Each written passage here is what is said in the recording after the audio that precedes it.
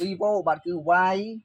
11D បាទជាទូរស័ព្ទ model ថ្មីរបស់ក្រុមហ៊ុន Vivo បាទទើបតែបានមកចេញលក់នៅក្នុងប្រទេសកម្ពុជាយើងផងដែរចំពោះ Vivo Y11 នេះ Y11D នេះបាទគឺមានតម្លៃបាទគឺត្រឹមតែ$149ប៉ុណ្ណោះហើយលក្ខណៈពិសេសរបស់វាបាទគឺមានដូចជាបាទគឺមាន RAM បាទគឺរហូតដល់ 8GB និងមាន memory រហូតដល់ 128GB និងមានលក្ខណៈពិសេសបន្តទៀតបាទគឺមានថ្មធំរហូតដល់6500 mAh និងមានកម្លាំងសាររហូតដល់44 វ៉ាត់ផងដែរហើយក៏មានបាទគឺកម្មវិធីជំរាបទឹកបាទគឺ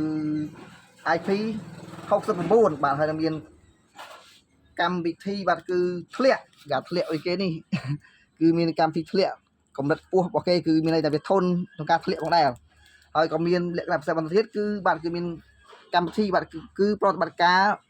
Orange S អុយគេទេបាទហើយនឹងជាប្រតិបត្តិការថ្មីអត់ដឹងថាអ្វីដែរបងប្អូនបាទតោះឥឡូវចំពោះបងប្អូននៃរោជាបាទគឺ Vivo បាទគឺ Y11D បាទដែលមានតម្លៃ$149គឺបងប្អូនអាចមករោទិញបាននៅហាងពូស្មីលក់ទូរស័ព្ទដៃផ្សាររលួសផងដែរបាទ